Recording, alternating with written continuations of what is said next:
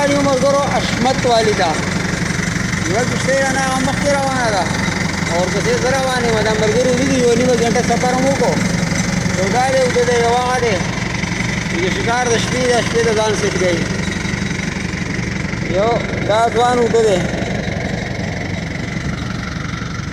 او دا کښتۍ پنکه تاویږي انجړ هم درښیم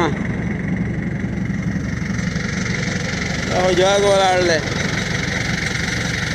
دا د چرنې غار دی دا خو زموږ دپاره ډېر ښایسته ځای دی هوا موا کې دنه شاته کېږو سمندر کې دا ډېر دننه دی